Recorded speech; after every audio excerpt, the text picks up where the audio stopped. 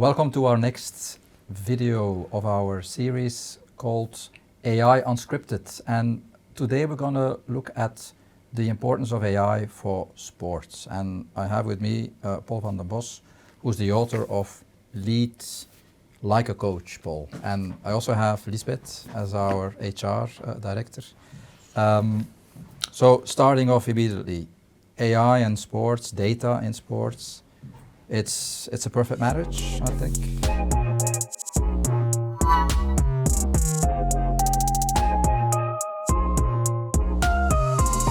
Well, it's a perfect marriage because there's a huge amount of data in sports today, and happily we have AI to process all this data. And I work a lot with data. It starts every morning.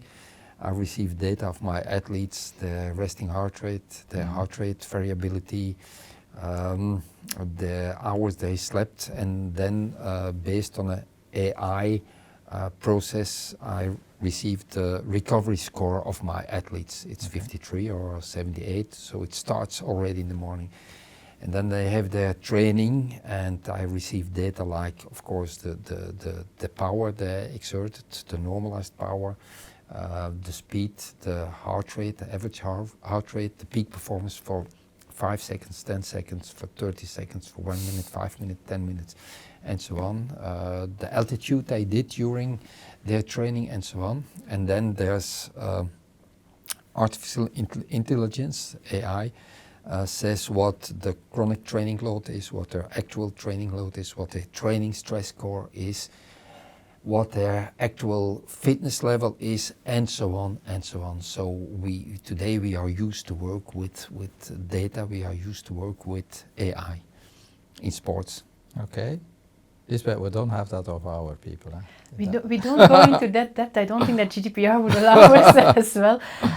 But I do follow that, although in HR you might sometimes think it's more a people business, more a soft business. But since actually the last 10 to 15 years that we also are much more using data, I do think that we can have a much better people strategy, people policy towards our people.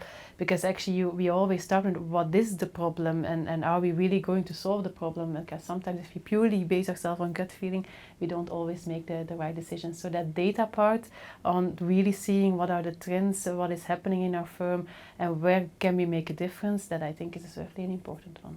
Mm-hmm. But of course that data doesn't say, as you also put in your book, when you see someone, the first thing that you ask is, are you okay? Yeah, of course. So the human... Of course, the data are very important, but I have a chapter in my book, data are I don't know what I have to see what data comes second. Data comes second, indeed, because for me data are very important, but for me the most important thing is the human touch. And human touch starts with how are you today, and I think that I ask 1 million times to my athletes, how are you today? How do you feel? How was your training? How was your race? How is your knee? How is your back? Are you still ill? When do you think that you can race again? When do you think that you can start training again, and so on? It's how are you? How are you? That's very important, because data won't give all that information. I give you an example, and it's a very recent example. I have an athlete, and all of a sudden his performance started to decrease, his performance level, and I thought, what's going on? And I checked his data, and I saw that his data were perfect, and that his actual form, fitness level was okay. There was nothing wrong with data, and he executed his training programs. He did the workouts I asked for. And then I said, hey, there's something wrong, what's going on? And he said, yes, I feel bad, my granddad has passed away, and it has a huge impact on my mental status. And I said, okay, from that moment I said, training is, your workouts, they are not important anymore at this moment. Focus on what's important for you. It's focus on on yourself, focus on your family, and when you feel ready to train again, to start training, well, let me know. And these are so important things, and you cannot see this in the data. The data won't measure this kind of situations, and that's why the human touch and asking how are you are much more important for me as a coach than just using the data. Yeah, and I can certainly, I fully agree. That's the same that we see often when we do surveys, for example, and they have a certain number and a certain ranking, and sometimes numbers go up, sometimes numbers go down, but then the why behind what is going on, it's by talking to people and putting people together, and we see this and start to have an open conversation, and then again you have the why, and then you can start acting upon that, and indeed giving the right advice, giving time, or taking other measures. That's really good. Isn't the risk also in terms of data, specifically for sports, maybe less for professional sports, I don't know, but definitely for the amateurs, that you do self-coaching, because we all have devices that track us and all that stuff, so, but at the end, you get lost in all the data that you have. Is that a trend that you see also for professionals? Yeah, it's a trend, and I think it's the goal of companies who work with artificial intelligence and data in sports. It's their goal to replace the human touch. They hope that one day they can offer a program that say this is. They want to replace you, in fact. They want to replace you. Yeah, they want to replace me. For me, there's no problem anymore because I'm too old. So for me, I don't worry about that. But it's the dream of these companies that they can replace the human touch. But personally, I don't believe that it will ever be possible. I think that AI is very important. Using the data is very important. It helps a lot, but it has to be a helping tool for the human touch, for the human touch of the human coach. No, and I think indeed generative AI is a good tool. You also have a lot of information available, a lot of data available, but you need really people with that critical mindset that still are reflecting on the output of some of these tools. And that's then for us very important in our company, that critical mindset, that is something that we upskill our people into, not only how to use the tools, but also what comes out of the tools, and how are you going to really reflect on that critically, and then come to the best solution with the use of, but also with your own critical mindset and that personal connection. Yeah, and there's a danger. I have a Whoop as well, and it's Whoop, and it registers my sleep and my recovery and the times I breathe during the night per minute.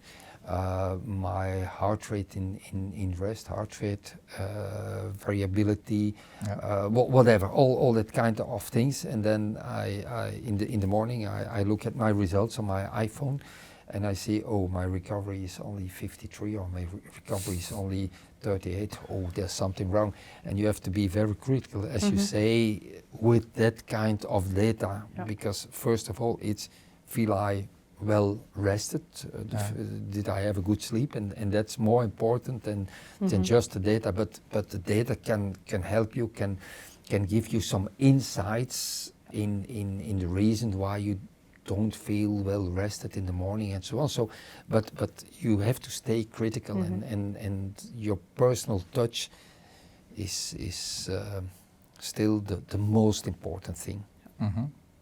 Okay, good. You also refer in the book to the fact that, okay, based on data, you can also make small improvements, and that the 1% rule, as you refer to it, is basically, you refer to a cycling example. Is that what you see now happening with AI, that it's basically those incremental things, or is it more the Big Bang that those models try to do? Well, it's difficult to say. Sometimes it are small incremental improvements that we see.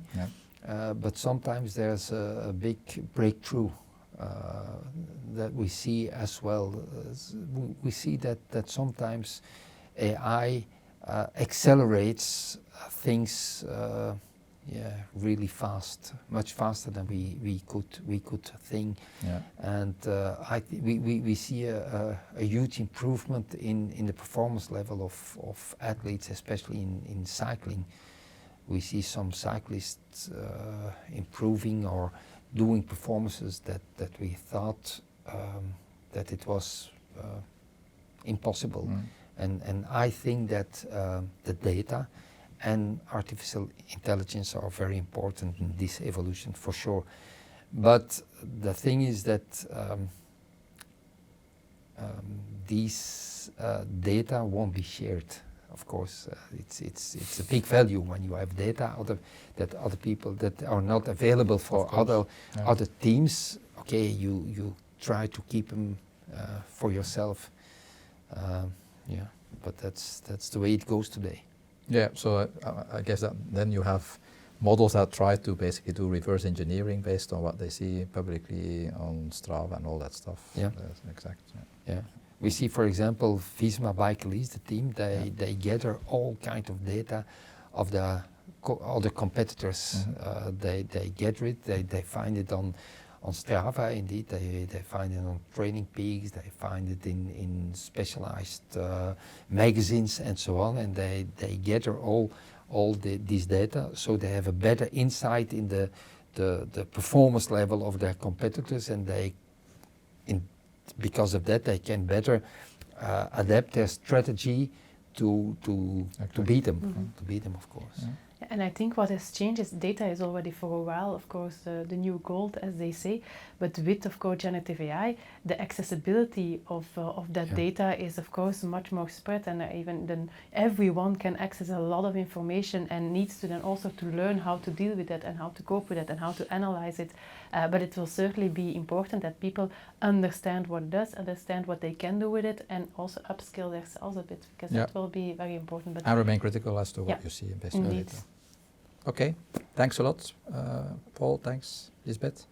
So this was all the time that we had for this video, but of course tune in for other sessions that we will have and other videos that we will put. So thanks for joining and see you soon. Bye.